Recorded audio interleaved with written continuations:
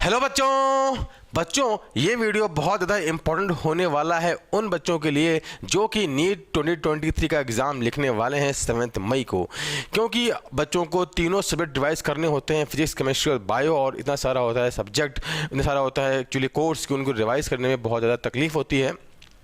तो हम आपके लिए क्या ये क्विक वीडियो की सीरीज़ लेकर आ रहे हैं जिसमें हम बात करने वाले हैं फिजिक्स के टॉपिक्स के क्विक रिवीजन के बारे में। और इसी सीरीज़ में ये हमारा क्या है एक्चुअली पहला वीडियो है जिसमें हम बात करने वाले हैं इलेक्ट्रोस्टैटिक्स के क्विक रिवीजन के बारे में, और इसमें हम ओवरऑल पूरा रिवीजन देखेंगे। ठीक है बच्चों, तो फटाफट चलिए वीडियो स्टार्ट करते हैं। और ये इससे क्या होगा, आपका बहुत जल्दी फटाफट और नीट का सिलेबस है वो क्या हो जाएगा, ईजिली फिजिक्स का रिवाइज हो जाएगा। तो चलिए बच्चों वीडियो स्टार्ट करते हैं टाइम ना वेस्ट करते हुए। तो हम बात करने वाले हैं इलेक्ट्रोस्टैटिक्स के क्विक रिवीजन के बारे में जिसमें हमारे सारे फॉर्मूलाज भी कवर होंगे। तो अगर हम बात करें यहाँ पे इलेक्ट्रोस्टैटिक्स के बारे में, तो इलेक्ट्रो इसमें किसके लिए स्टैंड करता है, फॉर चार्ज, और स्टैटिक करता है स्टैंड फॉर रेस्ट। तो इलेक्ट्रोस्टैटिक्स क्या है एक्चुअली, इलेक्ट्रोमैग्नेटिज्म की वो ब्रांच है जिसमें क्या पढ़ते हैं, the effect of charge on its surrounding when charge is at rest, है ना।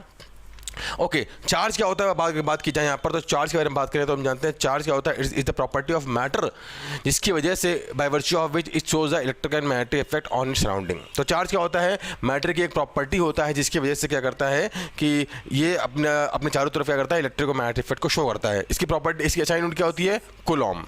अगर हम बात करें प्रॉपर्टीज ऑफ चार्जेस के बारे में तो हम जानते हैं बच्चों, फटाफट रिवीजन चलेगा। हम जानते हैं दो तरह के चार्ज होते हैं, पॉजिटिव चार्ज और नेगेटिव चार्ज। और जो प्रोटॉन पे चार्ज होता है उसे बोलते हैं पॉजिटिव, कितना होता है 1.6 × 10⁻19 कूलम। जबकि इलेक्ट्रॉन पे कितना चार्ज होता है 1.6 × 10⁻19 coulomb with of minus sign. Properties में बात करें, दूसरी प्रॉपर्टी क्या होती है भाई, लाइक चार्जेस जानते हैं हम रिपेल करते हैं, अनलाइक करते हैं अट्रैक्ट। ओके, और they are the charges are quantize. हम जानते हैं कि देखो कि किसी भी बॉडी पर जब चार्ज आता है तो क्या है, प्लस माइनस NE की फॉर्म में आता है, जहाँ E क्या है, charge on electron, +2E -2E +E -E +1.5E -1.5E, ऐसा कोई चार्ज नहीं आता है। अच्छा, अगर बात की जाए चार्जेस की नेक्स्ट प्रॉपर्टी के बारे में तो हम जानते हैं किसी भी आइसोलेटेड सिस्टम का जो चार्ज होता है हमेशा कंजर्व होता है। मतलब एग्जाम्पल के लिए बात हम करें कि यहाँ पे मान लो क्या है कि अगर आपने किसी सिस्टम में यहाँ इस पर कितना +Q चार्ज है, इस पर कितना है -2Q चार्ज है, और इस पर क्या है टोटल 3Q चार्ज है। टोटल चार्ज कितना हो गया हमारा 4Q। अब आपस में क्या है, इलेक्ट्रॉन ट्रांसफर एक से दूसरे में हुआ, दूसरे से तीसरे में होगा, तो बट नेट चार्ज इस सिस्टम का कितना रहेगा, हमेशा +3 लिखा है, कितना रहेगा, हमेशा +2Q ही रहेगा। अच्छा, तो ये है हमारी चौथी प्रॉपर्टी। अब बात की जाए देखो चार्ज आर, अच्छा हाँ भाई, तो हम बात करें नेक्स्ट प्रॉपर्टी के बारे में जानते हैं, charge can not exist without mass but mass can exist without charge. क्या मतलब इसका, हम जानते हैं जब भी किसी बॉडी पर चार्ज आएगा तो यहाँ पर वहाँ पे इलेक्ट्रॉन का ट्रांसफर होगा, और इलेक्ट्रॉन पे हम जानते हैं मास होता है 9.1 × 10⁻31 kg का।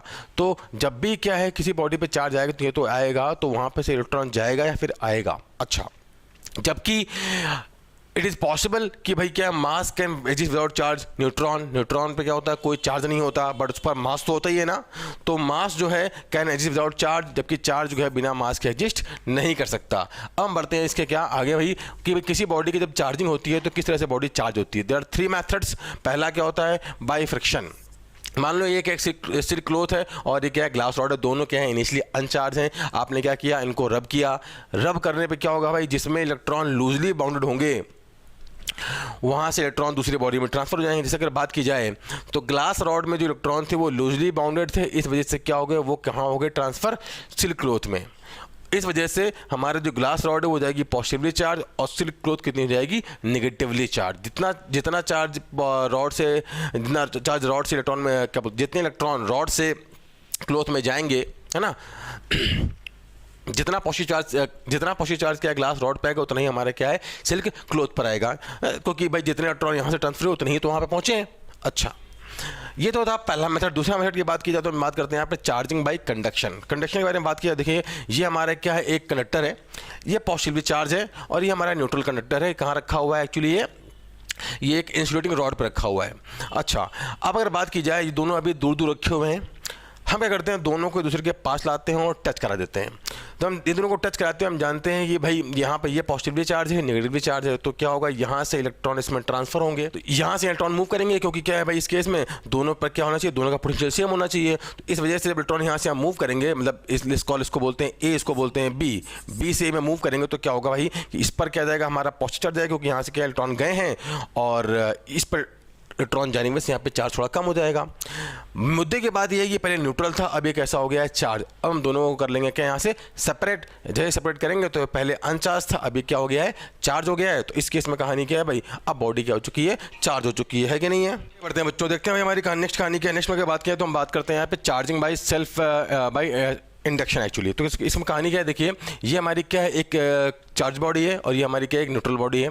और इनिशियली क्या है, दोनों बहुत दूर दूर रखे हुए हैं। बाद में क्या करते हैं भाई, ये चार्ज बॉडी के पास इंसुलेटिंग रॉड है, यहाँ पर इस अनचार्ज बॉडी को लेके आते हैं इसके पास, बट टच नहीं कराते हैं ना। तो हम जानते हैं इस केस में क्योंकि दोनों कंडक्टर हैं, तो इस केस में कहानी क्या है कि यहाँ पर जो इलेक्ट्रॉन होंगे उन पर लगेगा अट्रैक्शन फोर्स। तो ये क्या हो जाएगा, ये जो सिरा हो जाएगा वो नेगेटिवली चार्ज होएगा, क्योंकि ये न्यूट्रल बॉडी थी। तो ये वाला सिरा हो गया नेगेटिवली चार्ज, इस वजह से ये सिरा कैसा हो जाएगा, हमारा पॉजिटिव चार्ज हो जाएगा। और इस वाले एंड को हमने अभी क्या है, अर्थिंग के लिए तैयार रखा, बट हमने जोड़ा नहीं है अर्थिंग के लिए, ठीक है ना। अच्छा, अब हम क्या करते हैं, आगे जो है इसको बटे इसको हम कर देते हैं यहाँ से क्या, अर्थ कर देते हैं। जैसे इसको हम अर्थ करेंगे तो जानते हैं भाई, देखिए इस वाले भाई साहब की वजह से यहाँ पर क्या पॉजिटिव चार्ज है, तो इसका पोटेंशियल होगा पॉजिटिव।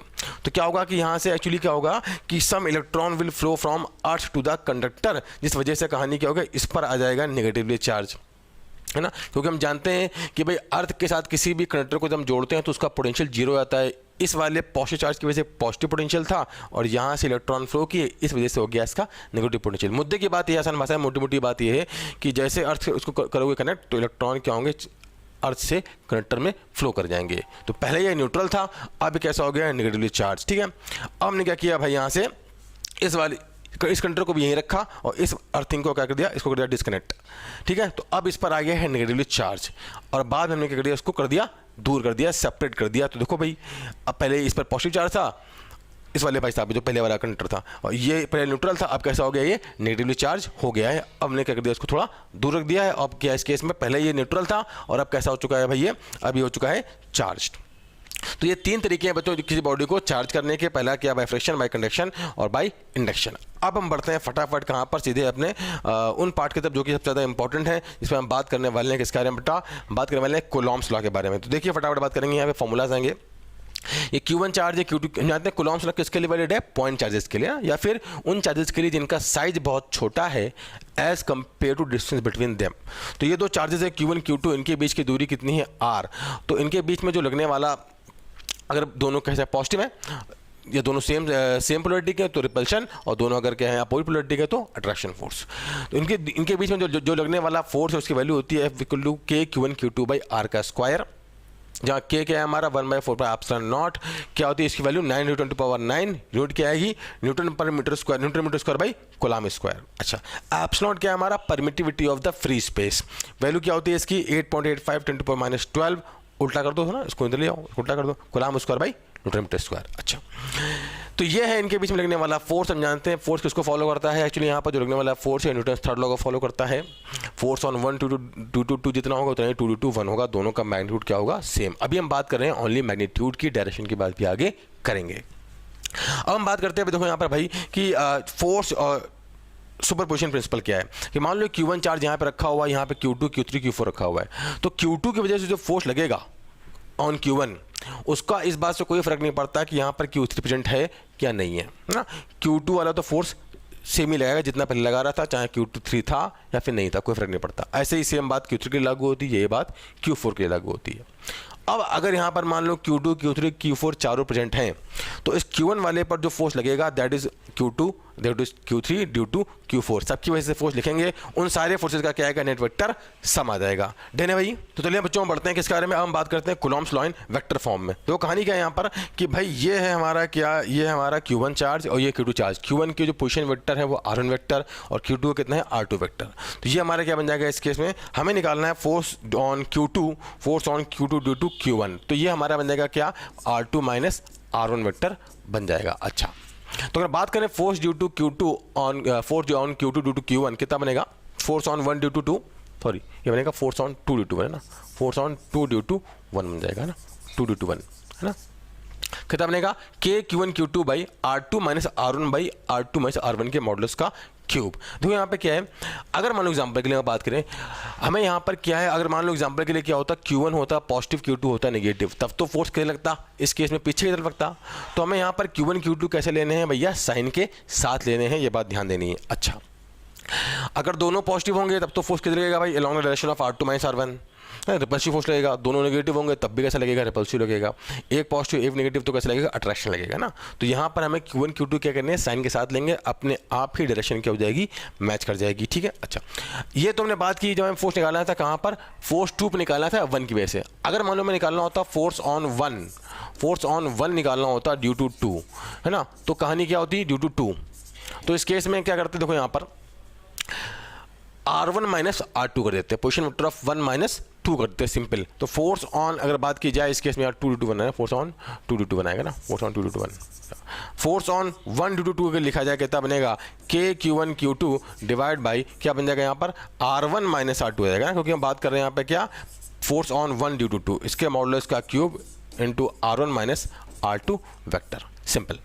ठीक है, ये बात की हमने किसकी, actually what you call this thing, force Coulomb's law in vector form. अब हम बात करते हैं अगर मान लो क्या हो, अगर ये जो चार्जेस हैं किसी मीडियम में रखे हों, तो अगर जब चार्जेस एरिया में रखे थे तो हम जानते हैं कितना फोर्स लगता है, 1/4 Q1 Q2 बाई R²। अब अगर मान लो किसी मीडियम में रखे हैं तो इस केस में कहानी क्या है, जिसमें मीडियम का जो डायरेक्ट्रिक कांस्टेंट कितना है भाई, वो K है, तो लगने वाला फोर्स कितना आएगा इस केस में, F आएगा, ये लिखना है magnitude 1/4 into K, 1/K times होता है, जानते हैं Q1 Q2 बाई R², या फिर 1/4 Q1 Q2 बाई R²। यहाँ पे एप्सिलॉन क्या है, परमिटिविटी ऑफ द मीडियम, जो किसके बराबर होगा, एप्सिलॉन नॉट K के बराबर होगा। एप्सिलॉन K की वैल्यू क्या, वैक्यूम के लिए 1 होती है, एयर के लिए अप्रॉक्सीमेटली 1 होती है, और for conductor it is infinity actually. तो सिंपली बेसिक फॉर्मूलाज था किसके लिए, for what you call this thing, Coulomb's law. अब हम बात करते हैं किसके बारे में बच्चों, यहाँ पर देखिए इलेक्ट्रिक फील्ड का। देखो यहाँ पे अगर बात की जाए कूलॉम्स लॉ वाले इलेक्ट्रोस्टैटिक्स में चैप्टर में, तो मेनली क्या 3 ही इसके 4 कंपोनेंट हैं।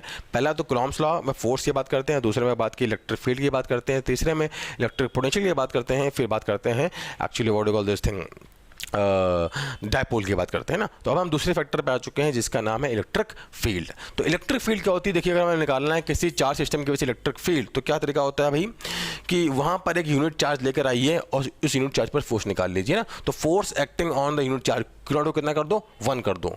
Force acting on the unit charge जो होगा किसी चार्ज सिस्टम की वजह से किसी लोकेशन पर, वो उस लोकेशन पर इलेक्ट्रिक फील्ड की वैल्यू होती है। तो इलेक्ट्रिक फील्ड कैसे डिफाइन करते हैं, F/Q0। क्या आएगी इसकी यूनिट, न्यूटन पर कूलम। अगर लिखा जाए इसका डायमेंशन फॉर्मूला क्या बनेगा, फोर्स का होता है mLT की पावर -2 बाई इसका बनेगा AT, कूलम है ना, एम्पियर इंटू सेकेंड, क्या बनेगा mLT की पावर -3 A की पावर -1। अब अगर बात करें electric field due to the point charge कितना आएगा, देखिए electric field due to point का फॉर्मूला आता है कितना आता है, E = KQ बाई R²। इस Q चार्ज की वजह से अगर R दूरी पर पॉइंट पे यहाँ पे इलेक्ट्रिक फील्ड लिखनी है तो कितना फॉर्मूला है, KQ बाई R²। डायरेक्शन की मेन बात है, डायरेक्शन अगर लिखनी है हमको यहाँ पर, डायरेक्शन कैसे लिखेंगे, देखिए यहाँ पर एक पॉजिटिव चार्ज लेकर आइए, उस पर जो फोर्स की डायरेक्शन होगी वही यहाँ पर क्या होगी, इलेक्ट्रिक फील्ड की डायरेक्शन हो जाएगी। ऐसे देखो यहाँ पर -Q चार्ज की वजह से मैं पॉइंट P पे लिखनी है इलेक्ट्रिक फील्ड, आएगा तो सेम ही, बस डायरेक्शन क्या हो जाएगी यहाँ पर, डायरेक्शन हो जाएगी रिवर्स, क्योंकि इस केस में कहानी क्या है, इलेक्ट्रिक फील्ड किधर होगा, पीछे की तरफ, क्योंकि यहाँ पर पॉजिटिव चार्ज लेकर आइए उस पर फोर्स क्या लगेगा, पीछे की तरफ लगेगा। ओके, तो ये हमने इलेक्ट्रिक फील्ड की बात करी ड्यू टू पॉइंट चार्ज। अब बात करते हैं भाई कि इलेक्ट्रिक फील्ड को लिखना है हमको यहाँ पर क्या, वेक्टर फॉर्म में। तो वेक्टर फॉर्म में कहानी क्या बनेगा, देखिए ये हमारा क्या Q चार्ज है जिसका पोजीशन वेक्टर कितना है, R1 वेक्टर, और यहाँ पर एक पॉइंट P है जिसका पोजीशन वेक्टर कितना है, R2। हमें Q चार्ज की वजह से पॉइंट P पर लिखनी है इलेक्ट्रिक फील्ड, तो ये हमारा क्या बन जाएगा, R2 माइनस R1 वेक्टर बन जाएगा भाई। तो Q चार्ज की वजह से इलेक्ट्रिक फील्ड कितना बन जाएगा, KQ by R2 minus R1 divide by R2 minus R1 के मॉडुलस का क्यूब।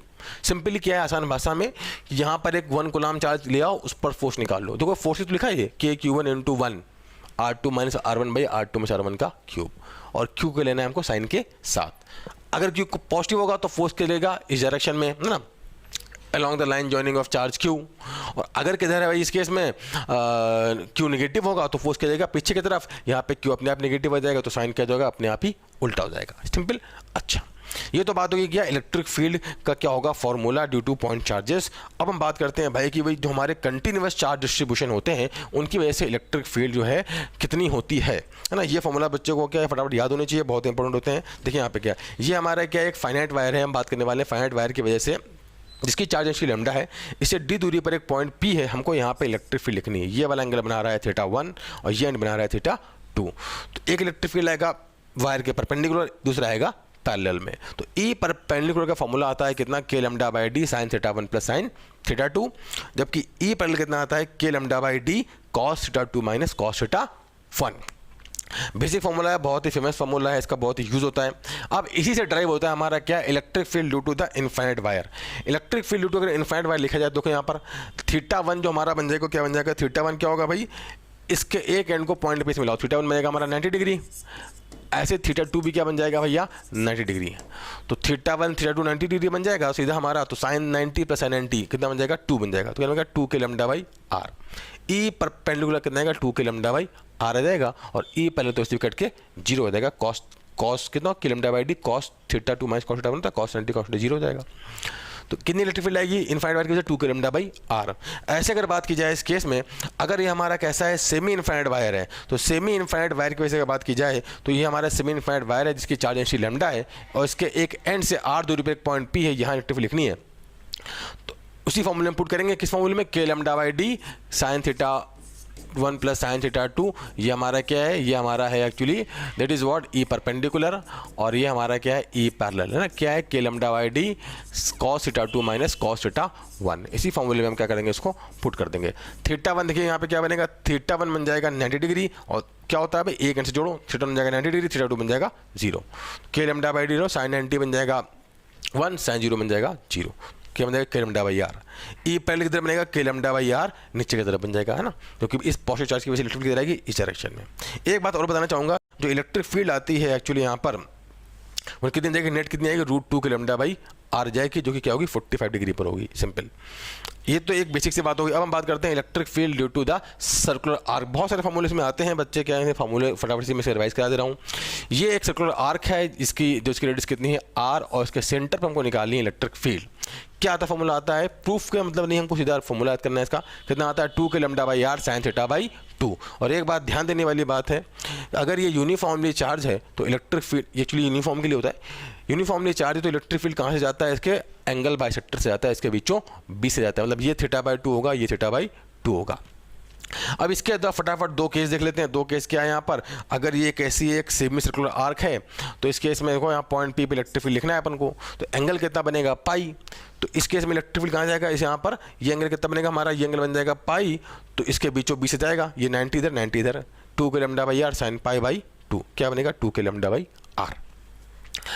ऐसे अगर यहाँ बात की जाए इस केस में, ये हमारी कैसी है क्वार्टर आर्क है, तो यहाँ पे इस पर चार्ज डेंसिटी लैम्डा है और इसकी हमें लिखनी है क्या, सेंटर पे इलेक्ट्रिक फील्ड। इस केस में कहानी क्या बनेगी, 2 K lambda by R sine pi by 2, उसका 2 बन जाएगा, पाई बाई 4 बन जाएगा, क्या बनेगा, ये बन जाएगा हमारा 1/√2, इससे कटेगा बनेगा √2 के लैम्डा बाई आर। और ये कितने एंगल पर होगा, ऑब्वियसली बात एंगल हमारा होगा हमारे 45 डिग्री पर होगा, है ना। तो इस केस में अगर बात की जाए तो देखो यहाँ पर इलेक्ट्रिक फील्ड कैसी बनेगी, इधर आएगी कितना, इधर आएगी हमारे क्या √2 के लैम्डा बाई आर, इधर आएगा हमारा 45 degree angle E cos theta, E cos theta, E sine theta इधर आएगा, इधर आएगा के लैम्डा बाई आर, नीचे आएगा नीचे आएगा K lambda by R. Simple, net electric field हमारी आ जाएगी यहाँ पर। अब इसी तरह से अगर बात की जाए तो हमारी बात आती है किसकी भाई, electric field due to the ring. बहुत ही फेमस क्या है ये, बच्चों को फॉर्मूला है, बच्चे क्या थोड़ा सा डरते भी हैं। देखिए आगे हमारी रिंग है, इसकी रेडियस कितनी है आर, इस पर टोटल चार्ज कितना है क्यू, इसके एक्सिस से इसके सेंटर से एक्स दूरी पर एक पॉइंट पी है, हमको इसकी एक्सिस के अलोंग लिखनी है इलेक्ट्रिक फील्ड कितनी होगी। तो इलेक्ट्रिक फील्ड की लिखिया कितनी आती है, K Q total into X divide by R square plus x square की पावर 3/2। ध्यान देना क्यू टोटल का मतलब क्या है, total charge on the ring. It may be possible, हो सकता है क्वेश्चन में ऐसे पूछ लें कि भाई देखो क्या है, ये एक पॉइंट चार्ज क्यू है, ये एक पॉइंट चार्ज कितना है माइनस क्यू है ना, एग्जाम्पल के लिए।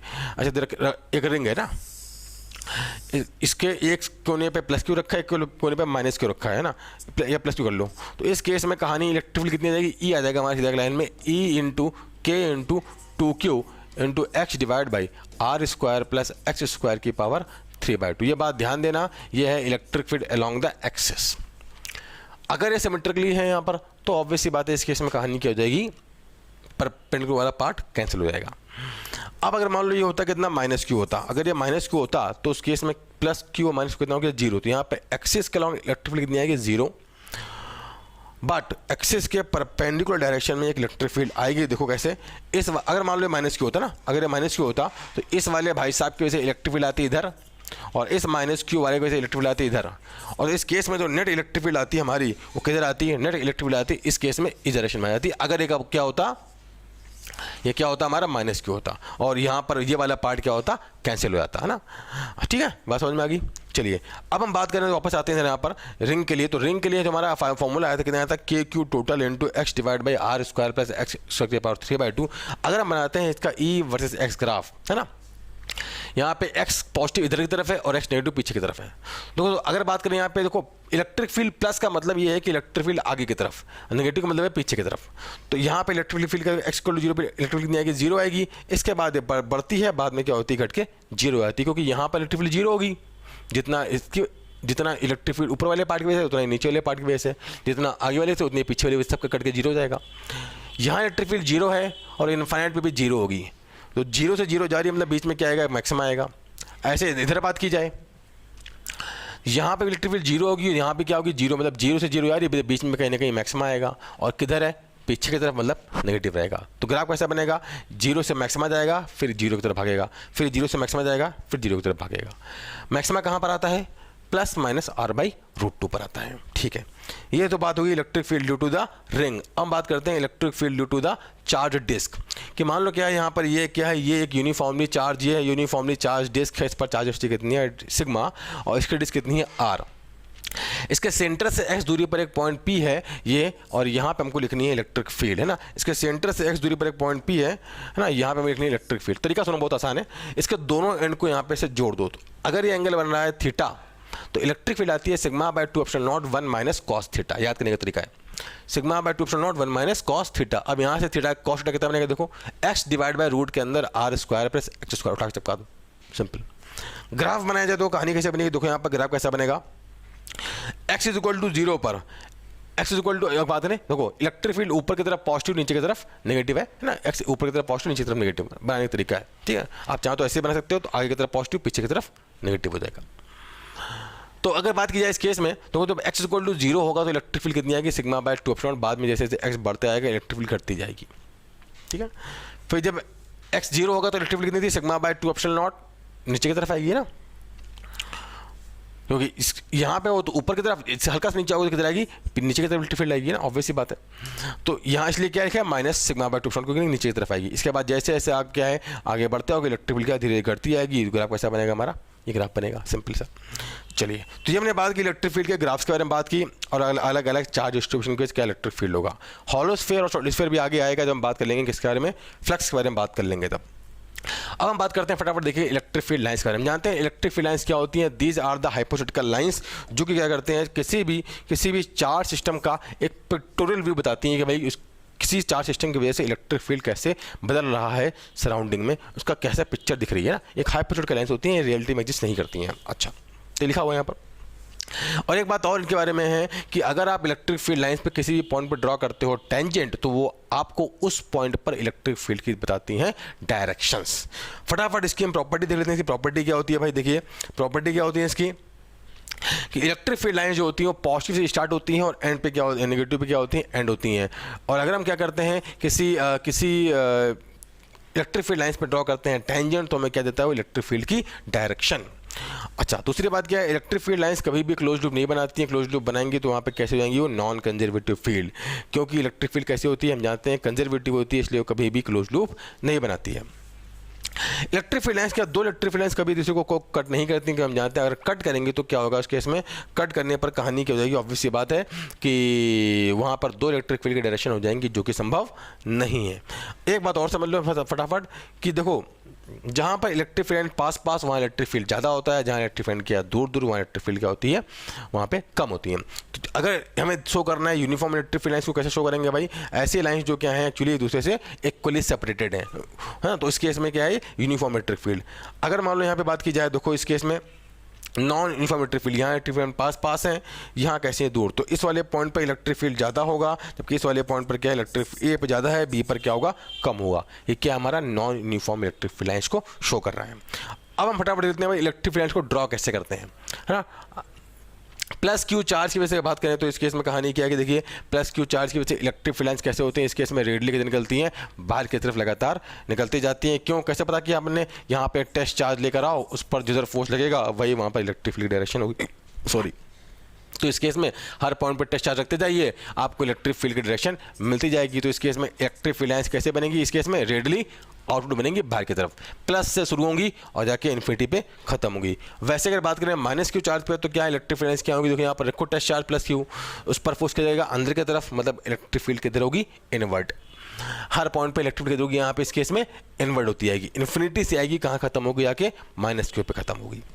ऐसा तो यहाँ पे बात की जाएगी हमारे प्लस क्यू चार्ज है माइनस क्यू चार्ज है, तो इस केस में ये प्लस क्यू रहा या माइनस क्यू रहा, तो प्लस क्यू से इलेक्ट्रिक फील्ड लाइंस क्या होंगी, चल रही है, जाके माइनस क्यू पे क्या होंगी, यहाँ पे खत्म होंगी। यहाँ से प्लस क्यू पे चल रही है और जाके बहुत दूर जाके माइनस क्यू पे खत्म होगी। अच्छा, दोनों का देखो इलेक्ट्रिक फील्ड लाइंस, तो आप देखो जैसे हम यहाँ बात करें इलेक्ट्रिक फील्ड लाइन्स हमने यहाँ से कितने शो की हैं, आई थिंक 8 लाइन शो की हैं। आप 16 शो कर सकते हो, 32 शो कर सकते हो, कोई फर्क नहीं पड़ता। मेन चीज़ क्या होता है, रिलेटिव डेंसिटी। कि अगर आपने क्यू चार्ज से क्या है 8 लाइन शो की है तो 2Q से आप कितने शो करोगे, 16। अगर आपने क्यू से शो की है 32 तो आप क्या है 2Q शो करोगे 64। रिलेटिव डेंसिटी मैटर करती है।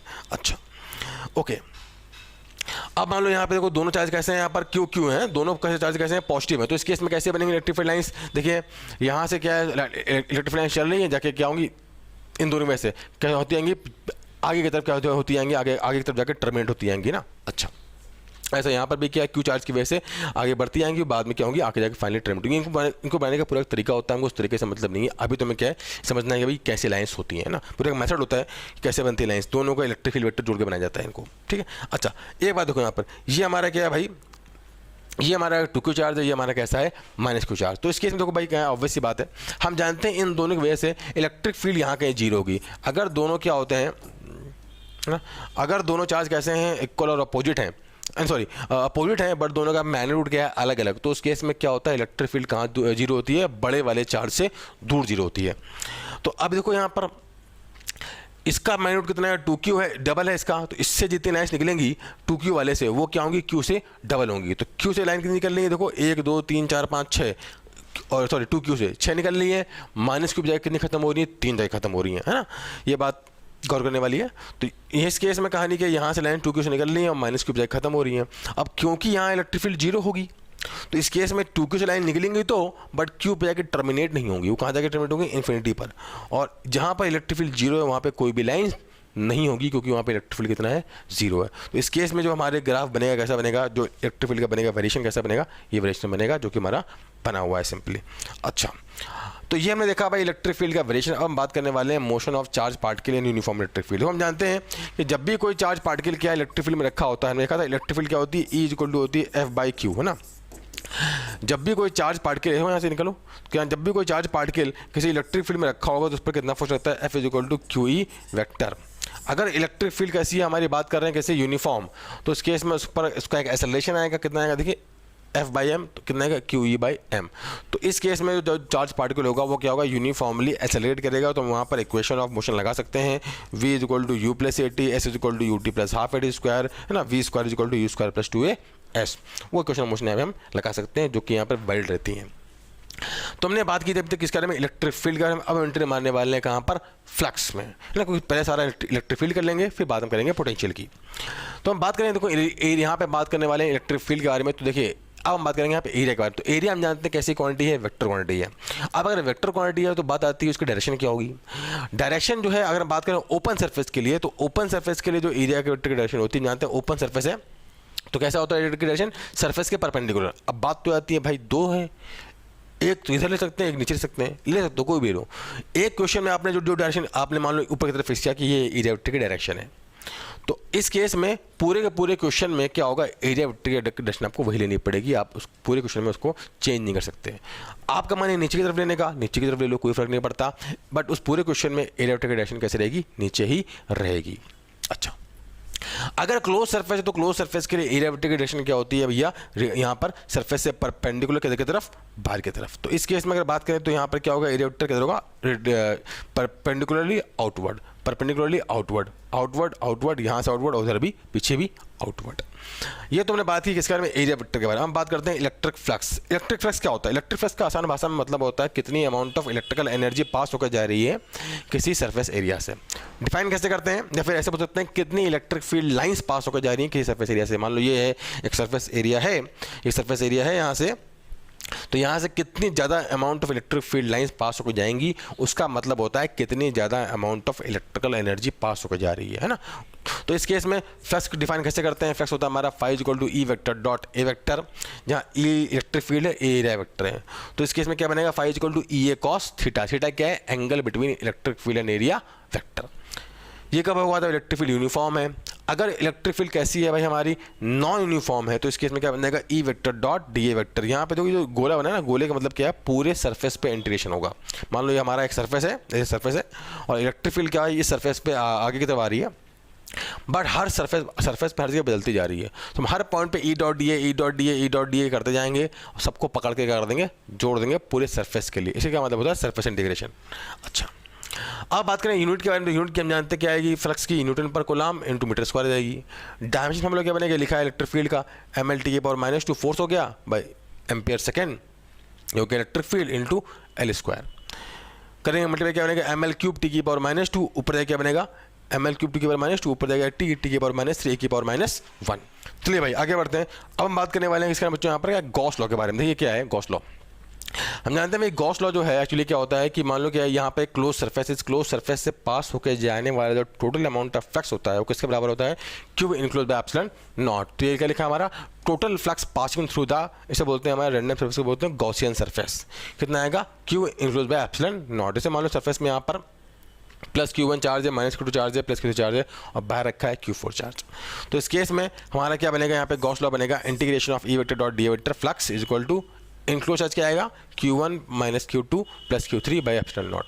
तो यहाँ पे ध्यान देने वाली बात ये है, ये जो इलेक्ट्रिक फील्ड होता है, ये जो इलेक्ट्रिक फील्ड है ना, ये इलेक्ट्रिक फील्ड क्या होता है? इस स्पेस में जितने भी चार्जेस प्रेजेंट हैं उन सब की वजह से इलेक्ट्रिक फील्ड है। मतलब Q1 की वजह से भी, Q2 की वजह से भी, Q3 की वजह से भी और Q4 की वजह से भी। लेकिन यहाँ पर हम वही चार्ज देते हैं जो कि कहाँ पर है? जो कि लाई कर रहा है इनसाइड द गॉसियन सरफेस, है ना। ये बात ध्यान देने वाली बात है। अब देखिएगा बात करें यहाँ पे, तो गॉस लॉ के दो एप्लीकेशन है, टू फाइंड द फ्लक्स जो कि पूछा जाता है क्वेश्चन में, और दूसरा एप्लीकेशन क्या है? To find the electric field due to the charge system. तो देखिए पहला एप्लीकेशन हो गया फ्लक्स वाला, दूसरा हो गया अब यहाँ पर बात करने वाले इलेक्ट्रिक फील्ड के बारे में। तो यहाँ पे देखते हैं भाई, ये हमारा क्या है? एक यूनिफॉर्मली एक नॉन कंडक्टिंग शीट है, जिसकी चार्ज डेंसिटी सिग्मा है। इसकी वजह से इलेक्ट्रिक फील्ड, ये हमारे चार्ज डेंसिटी प्लस सिग्मा है, इलेक्ट्रिक फील्ड क्या आएगी? सरफेस के परपेंडिकुलर क्या आती है? Sigma by two epsilon not, है ना। बाहर की तरफ आएगी, क्यों? क्योंकि ऐसा है ये पॉजिटिवली चार्ज है। इधर भी बाहर की तरफ sigma by two epsilon not. अगर मान लो निगेटिव होता तो किधर आती? Sigma by two epsilon not अंदर की तरफ, यहाँ पे इधर आती है अंदर की तरफ। ठीक है, चलिए अब जरा हम बात करने वाले हैं भैया, ये बहुत ही फेमस और बहुत ही इंपॉर्टेंट टॉपिक है, electric field due to a charge hollow sphere. Charge ध्यान देना, चार्ज हॉलोस्फेयर या फिर सॉलिड, मैंने यहाँ पे कंडक्टिंग को क्या किया है? हाईलाइट किया है। सॉलिड कंडक्टिंग स्फीयर, हॉलोस्फेयर हो या सॉलिड कंडक्टिंग स्फीयर, बात दोनों की है, क्योंकि दोनों में ही चार्ज कहाँ पर होगा? सरफेस पर। तो ये एक हॉलोस्फेयर है या फिर सॉलिड कंडक्टिंग स्फीयर। इसके हमने टोटल चार्ज क्यू दिया है, तो सारा का सारा चार्ज कहाँ होगा? सरफेस पर। तो इस केस में जो इलेक्ट्रिक फील्ड आती है वो क्या आती है? जब हम सरफेस के अंदर होते हैं तो इलेक्ट्रिक फील्ड आती है कितनी? Zero, when R is less than R. और जब सरफेस पे होते हैं इलेक्ट्रिक फील्ड आती है K Q by R square. Surface पे या सरफेस के बाहर, है ना, क्योंकि यहाँ पर है या फिर बाहर है, कितनी आती है इलेक्ट्रिक फील्ड? के क्यू बाई आर स्क्वायर। यहाँ देखो इक्वालिटी होल्डेड है। अगर हम बनाए ऐसा ग्राफ तो क्या बनेगा? देखिए when R goes from zero to R, तो इलेक्ट्रिक फील्ड कितनी इस केस में? जीरो है। लेकिन जैसे ही आर पे जाएंगे तो यहाँ पे इलेक्ट्रिक फील्ड कितनी आएगी? के क्यू बाई आर का स्क्वायर। इसके बाद क्या होगी? 1/r से घटती है। मतलब अंदर इलेक्ट्रिक फील्ड जीरो है और बाहर अगर हमें इलेक्ट्रिक फील्ड लिखनी है तो सारे के सारे चार्ज को काम मान लो, सेंटर मान लो और इलेक्ट्रिक फील्ड को चिपका दो, लिख दो के क्यू बाई आर स्क्वायर, काम खत्म, फिनिश, है ना। अच्छा, सिंपल बात थी, समझ में आ गई। चलिए अब हम बात करते हैं electric field due to the solid non conducting sphere. अगर एक सॉलिड नॉन कंडक्टिंग स्फीयर है, कनेक्टिंग और नॉन कनेक्टिंग में मतलब अंतर क्या होता है? आसान समझो। कनेक्टिंग मतलब हो गया एग्जांपल के लिए आयरन का स्फीयर, नॉन कनेक्टिंग मतलब हो गया वैक्स का, पेपर का, है ना, ये मतलब हो गया सिंपल। तो देखिए भाई हम बात करने वाले हैं यहाँ पर अब इस नॉन कनेक्टिंग स्फीयर के बारे में। तो ये हमारा एक नॉन कनेक्टिंग स्फीयर है, इसको मैं क्यू चार्ज दिया है और ये uniformly distributed through out the sphere. तो इस केस में अगर लिखे जाए इलेक्ट्रिक फील्ड, तो इलेक्ट्रिक फील्ड क्या आती है? देखिए अंदर आती है इलेक्ट्रिक फील्ड, हम सरफेस के अंदर है, कितनी आती है? K Q small R by capital R cube, when R is less than और इक्वल टू आर। और मैं बाहर लिखने इलेक्ट्रिक फील्ड कितनी आती है? K Q by small are का स्क्वायर, जहाँ पे आर क्या है? ग्रेटर और इक्वल टू आर, मतलब अंदर इलेक्ट्रिक फील्ड आर के साथ बढ़ता जाता है और बाहर क्या होता है, यहाँ पर बाहर लिखना है तो सारे के सारे चार्ज को कहाँ मान लो, सेंटर पे मान लो और इलेक्ट्रिक फील्ड बाहर लिख दो। तो इस केस में यहाँ पर क्या होगा, इलेक्ट्रिक फील्ड जो है लीनियरली पहले क्या होता आ रहा है, बढ़ता जा रहा है, क्योंकि सेंटर पर जीरो है, आर इक्वल टू जीरो पर इलेक्ट्रिक कितना आएगा, जीरो हो जाएगा। इसके बाद क्या होता है भाई, देखिए यहाँ पर इलेक्ट्रिक बढ़ता आ रहा है और एकदम सरफेस में कितना बनेगा, K Q by R square, बाद में क्या होगा, सारे के सारे चार्ज को सेंटर में मान लो और इलेक्ट्रिक फील्ड बाहर लिख दो, कितना बनेगा, K Q by small are का स्क्वायर। अच्छा, ये बात होगी इलेक्ट्रिक फील्ड की। अब हम बात करने वाले हैं भैया किस बारे में, अब हम पोटेंशियल की तरफ धीरे धीरे बढ़ने वाले हैं। तो हम बात करें, देखो यहाँ पे इलेक्ट्रिक पोटेंशियल एनर्जी क्या होती है। देखिए अगर Q1 Q2 चार्ज एक दूसरे से r दूरी पर रखे हुए हैं तो इलेक्ट्रिक पोटेंशियल एनर्जी का मतलब होता है इस सिस्टम को बनाने में किया गया वर्क। Q1 चार्ज यहाँ पर रखा हुआ है, आप Q2 को इन्फिनिटी से लेकर आते हो यहाँ पर, तो जो वर्क किया गया है वो इस क्या सिस्टम की टोटल पोटेंशियल एनर्जी है, कितनी है, के Q1 Q2 बाई आर के बराबर है। देखिए मैं बात हम करते हैं किसका, अब बात करते हैं इलेक्ट्रिक पोटेंशियल के बारे में। तो इलेक्ट्रिक पोटेंशियल क्या होता है, देखिए यहाँ पर इस केस में कि अच्छा एक बात और, कि जो हमारी जो इलेक्ट्रिक पोटेंशियल एनर्जी वो कैसी हमारी क्या है, एक स्केलर क्वांटिटी है, क्या है, सिंपल आसान भाषा में वर्क डन है। तो क्या होगा कि भाई इस सिस्टम को बनाने में जो किया गया वर्क डन है वो हमारी क्या पोटेंशियल एनर्जी के बराबर है, कितनी है, के Q बाई आर। तो कैसी क्वांटिटी होगी, ये स्केलर क्वांटिटी होगी, क्या होगी, इसकी unit joule, dimension formula ml square T की पावर -2। अब बात करते हैं इलेक्ट्रिक पोटेंशियल के बारे में। तो इलेक्ट्रिक पोटेंशियल क्या देखिए, सिंपल इस क्यू चार्ज की वजह से आर पॉइंट पे लिखना है हमको, आर दूरी पर लिखना है पोटेंशियल। क्या होगा, यहाँ से एक इनफाइनाइट से एक टेस्ट चार्ज लेकर आइए, इनफाइनाइट से एक टेस्ट चार्ज लेके आने, क्या बोला है, हम यहाँ पे फटाफट 2-3 नोट देख लेते हैं। क्या बोला है, now work done to move the charge. देखो अगर क्या करते हैं इस केस में, work done to move the charge by delta V potential difference कितना है, क्यू डेल्टा वी। अगर हम क्या किसी चार्ज को डेल्टा वी पोटेंशियल डिफरेंस से मूव कराते हैं तो इसके लिए कितना वर्क डन करना पड़ता है भैया, इस केस में Q delta we work done कर रहा था बाय इलेक्ट्रिक फील्ड एक्चुअली ना। ऐसा ही नेक्स्ट एक बात एक क्या नोट है जो बहुत इंपॉर्टेंट है, क्या कि change in potential energy of charge when it is moved by delta V potential difference. अगर कोई charge Q delta V potential difference से मूव कर रहा है तो उसकी पोटेंशियल एनर्जी में कितना चेंज आ जाएगा, क्यू डेल्टा वी का पोटेंशियल डिफरेंस आ जाएगा, पोटेंशियल एनर्जी में चेंज आ जाएगा। अच्छा, अब ये तूने बात की भाई क्या किस बारे में, पोटेंशियल के बारे में। हम बात करते हैं फटाफट क्या कि इलेक्ट्रिक पोटेंशियल होगा कितना किसी पॉइंट चार्ज की वजह से। मान लो कोई चार्ज क्यू है, इसकी वजह से आर दूरी पर हमें क्या पॉइंट पी है या यहाँ रखना है, पोटेंशियल कितना आता है भैया, के क्यू बाई आर आता है। कैसी क्वांटिटी, स्केलर क्वांटिटी है, so it can be positive also and negative also. अगर माइनस क्यू चार्ज होगा तो उसकी वजह से कहानी क्या है, यहाँ पर कितना आएगा, के माइनस क्यू बाई आर। ध्यान देना, जब हम पोटेंशियल लिखते हैं तो इस केस में हमको क्या करना पड़ता है, क्यू का साइन लिखना पड़ता है। पोटेंशियल एनर्जी लिखते वक्त भी हमें क्यू का साइन लिखना पड़ता है, क्योंकि कैसी क्वांटिटी है, स्केलर क्वांटिटी है। इलेक्ट्रिक फील्ड और फोर्स में जब हम बात करते हैं, इलेक्ट्रिक फील्ड के फोर्स से बात करते हैं, अगर वो वेक्टर नहीं है तो उस केस में हम क्या करते हैं, साइन नहीं लिखते हैं, क्योंकि हमें वहाँ पे डायरेक्शन तो अपने हम देख ही लेते हैं भाई, like charges to repel unlike to attract, है ना। बट यहाँ पे हमको क्या पोटेंशियल एनर्जी में और पोटेंशियल में साइन लिखना पड़ेगा। अच्छा देखिए, ऐसे बात करते हैं electric potential due to the ring on its axis. ये एक रिंग है जिस पर चार्ज कितना है, क्यू है और रेडियस आर है। इसके सेंटर से एक्स दूरी पर पॉइंट पी है, यहाँ लिखना है पोटेंशियल कितना आता है, वी इक्वल टू आता है के क्यू बाई रूट के अंदर R square plus x square. कहाँ से आया, सारे छोटे छोटे चार्ज इससे कितनी दूरी पर है, रूट के अंदर R square plus x square की दूरी पर है, वहाँ से हम लिखा पोटेंशियल डिफरेंस, सारे पार्ट को पकड़ के ऐड कर दिया, ये बन जाएगा के क्यू बाई रूट के अंदर R square plus x square. Graph बनाना है, देखो जब x की वैल्यू 0 होगी तो इलेक्ट्रिक फील्ड कितना है, के क्यू बाई आर। अब जैसे जैसे x बढ़ता है इलेक्ट्रिक फील्ड क्या होता है, यहाँ पे इस केस में तो पोटेंशियल घटता आएगा। बस यहाँ पर भी क्योंकि रिंग कैसी है, पॉजिटिवली चार्ज है, इसलिए पोटेंशियल कैसा रहेगा, पॉजिटिव ही रहेगा, चाहे आगे जाओ चाहे पीछे जाओ। तो यहाँ कितना पोटेंशियल के क्यू बाई आर, पीछे जाने में क्या होगा, पोटेंशियल धीरे धीरे घटता जाएगा। जब x की वैल्यू इन्फिनिटी होगी तो कितना पोटेंशियल होगा हमारे यहाँ पे इस केस में 0 होगा, टेंडिंग टुवर्ड्स 0। अच्छा, ये तो मैंने बात की इसके बारे में भाई, पोटेंशियल के बारे में बात की। अब हम बात करने वाले हैं relation between electric field and potential. क्या होता है देखिए, ई इक्वल टू कितना आता है हमारा, minus D V by D R. Proof से हमको मतलब नहीं है, सिंपल ई कितना आता है, minus D V by D R. अगर हमें निकालना है कि भी ई इलेक्ट्रिक फील्ड है और इस केस में हमको निकालना है पोटेंशियल डिफरेंस, तो कितना आएगा देखिए, डेल्टा वी क्या आएगा, इसको तो ले आओ, क्या बनेगा, ई vector dot D are vector बन जाएगा। इसको ऐसे ले सकते हैं, डी वी इक्वल टू क्या सकते हैं, minus of E vector dot D are vector ना, ये डिफरेंशियल फॉर्मेट लिखा हुआ है।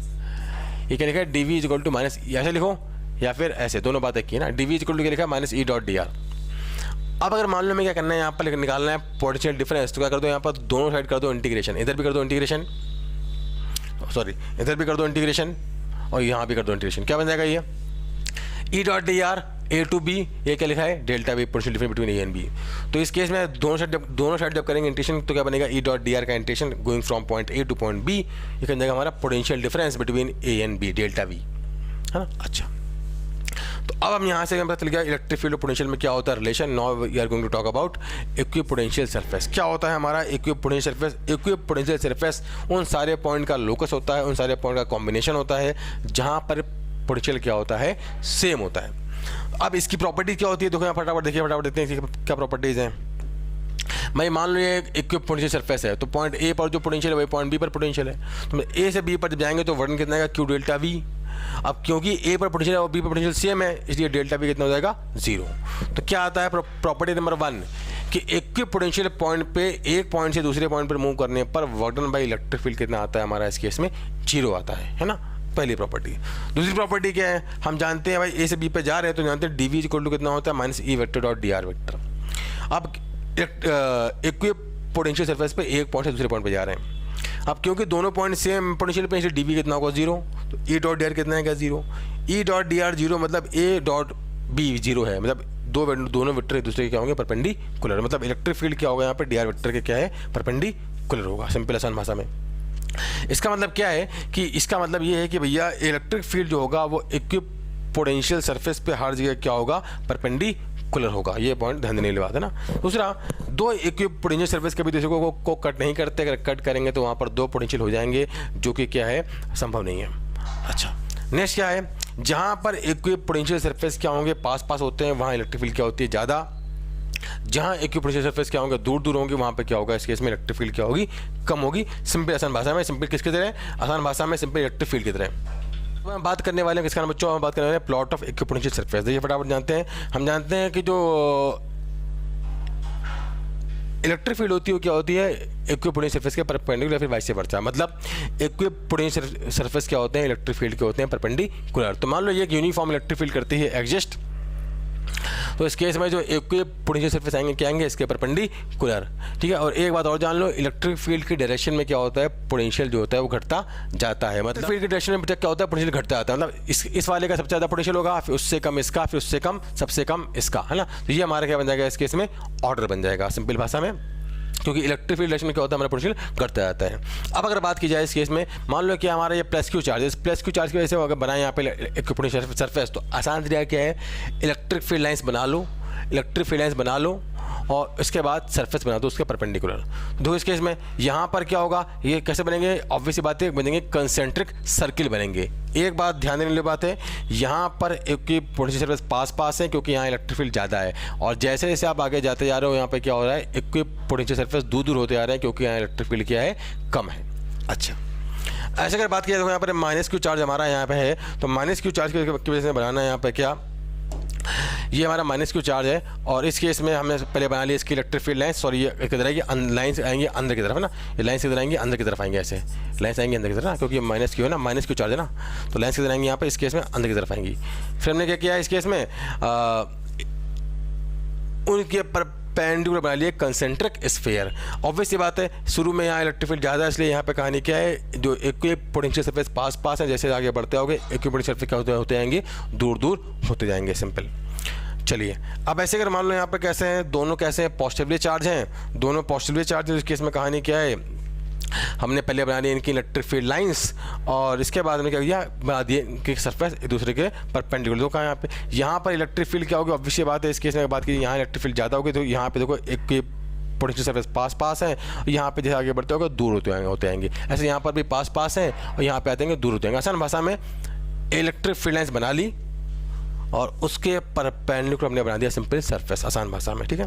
अच्छा, यही बात हमने कहा कि ये हमारा क्या है, इस केस में ये प्लस क्यू चार्ज है और ये माइनस क्यू चार्ज है। प्लस क्यू से इलेक्ट्रिक फील्ड लाइन जाएंगी, माइनस क्यू पे जाके क्या होती जाएंगे बच्चों, खत्म होती जाएंगी। तो यहाँ पर हमने क्या किया, इस केस में बना लिया इक्विपोटेंशियल सरफेस इसके परपेंडिकुलर। यहाँ पे इलेक्ट्रिक फील्ड क्या होगी, ज़्यादा, क्योंकि इसके वजह से इलेक्ट्रिक फील्ड इधर और इसके वजह से इधर, तो यहाँ इलेक्ट्रिक फील्ड ज़्यादा होगी, इसलिए यहाँ पे इक्विपोटेंशियल सरफेस पास पास है, जबकि यहाँ पे क्या कम होगी, इसलिए यहाँ पे दूर दूर है। ऐसे यहाँ पर पास पास होगी, यहाँ पे क्या होगी, दूर दूर होगी। अब हम बात करने वाले हैं बच्चों को इसके बारे में। Now we are going to talk about the electric potential due to the hollow sphere. Electric potential due to hollow sphere या फिर सॉलिड, ध्यान देना कंडक्टिंग स्फीयर की बात हो रही है, दोनों ही केस में कहानी क्या है, चार्ज क्या होगा सरफेस पे। क्योंकि अगर सॉलिड कंडक्टिंग स्फीयर है तो अंदर क्या होगी, इलेक्ट्रिक फील्ड जीरो, है ना। ये हॉलो स्फीयर तब भी इलेक्ट्रिक फील्ड जीरो होगी।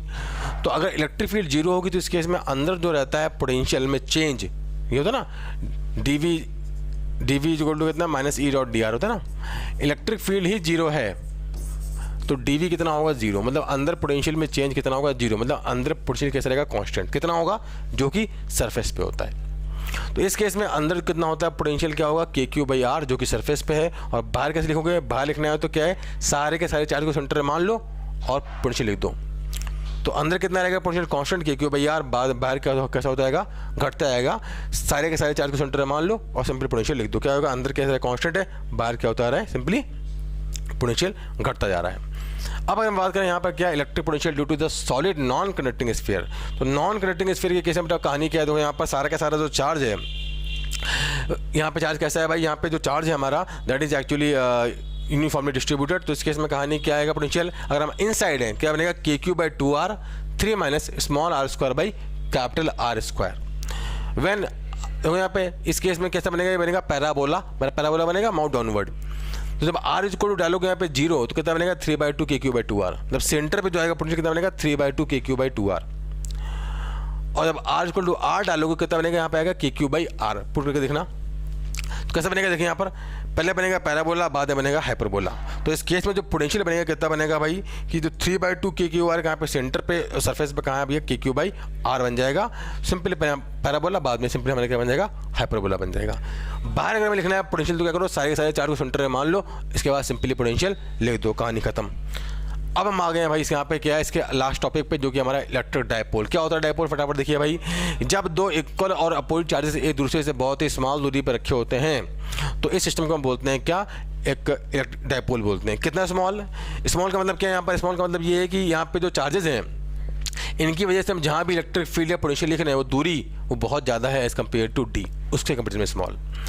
तो यहाँ पे टर्म डिफाइन करते हैं इलेक्ट्रिक डायपोल मोमेंट। क्या होता है भाई, पी वेक्टर से शो करते हैं कितना Q into D, charge into इन दोनों के बीच के डिस्टेंस का मैग्नीट्यूड।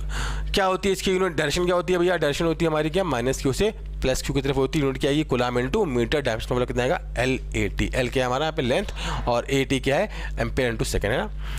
डायपोल को हम कैसे शो करते हैं भाई, सिंपली एक एरो से भी शो करते हैं, डायरेक्शन में आता है डायपोल की, ये माइनस क्यू ये प्लस क्यू। अब बताती है क्या भाई यहाँ पर कि इसका इलेक्ट्रिकल इफेक्ट क्या होता है। तो हम बात करें electric field due to dipole on its axes, तो ये डायपोल है minus Q charge plus Q charge, इसके सेंटर से आर दूर पे एक पॉइंट P है। इलेक्ट्रिक फील्ड आता है कितना भाई, बहुत फेमस बोला है 2 kp बाई आर क्यूब।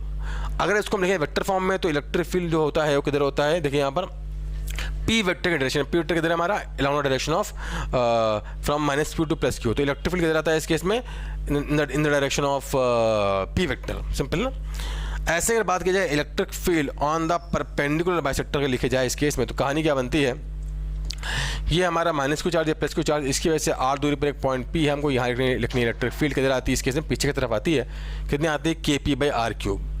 अगर हमें लिखना है वेक्टर फॉर्म में तो इस केस में क्या आएगी, इलेक्ट्रिक फील्ड आएगी E vector equal to K minus P vector by R cube. Minus का मतलब क्या है, इलेक्ट्रिक फील्ड किधर है पी वेक्टर की अपोजिट डायरेक्शन, पी किधर है हमारा इस डायरेक्शन में, इलेक्ट्रिक फील्ड किधर है हमारे पीछे की तरफ। अच्छा अगर हम मान लो अगर हमें इलेक्ट्रिक फील्ड लिखना है कहाँ पर अंदर जनरल पॉइंट कि भाई इस केस में क्या ये हमारा क्या minus Q charge plus Q charge, इससे आर दूरी पर एक पॉइंट P है थीटा एंगल पर, यहाँ इलेक्ट्रिक फील्ड लिखनी है कितना आता है सीधा फॉर्मूला लिखो KP by R cube root के अंदर 3 cos square theta plus 1। Theta क्या है पॉइंट P और आर वेक्टर के बीच का एंगल है, तो ये जो डायपोल मोमेंट और आर वेक्टर के बीच का एंगल, तो ये हमारा इलेक्ट्रिक फील्ड का आता है मैग्नीट्यूड। और इस केस में बात की जाए तो ये हमारा क्या electric field in the radial direction, ये क्या electric field perpendicular to R vector. तो नेट इलेक्ट्रिक फील्ड इधर की आएगी, तो ये जो नेट इलेक्ट्रिक फील्ड है आर वेक्टर से हमारी अल्फा एंगल, तो tan अल्फा कितना आता है हमारा इस केस में आता है tan थीटा बाई 2 के बराबर आता है। ये बात होगी हमारी इलेक्ट्रिक फील्ड की। अब बढ़ते हैं फटाफट इसके बारे में, देखिए हम बात करते हैं पोटेंशियल के बारे में। क्या होता है पोटेंशियल हमारा, अगर ये हमारा क्या है माइनस ये हमारा डायपोल रखा हुआ है, इससे आर दूरी पर एक पॉइंट P है थीटा एंगल पर, तो इस केस में जो रैंडम पॉइंट P पर कितना आता है electric field V equal to आता है KP cos theta by R का स्क्वायर, है ना सिंपल।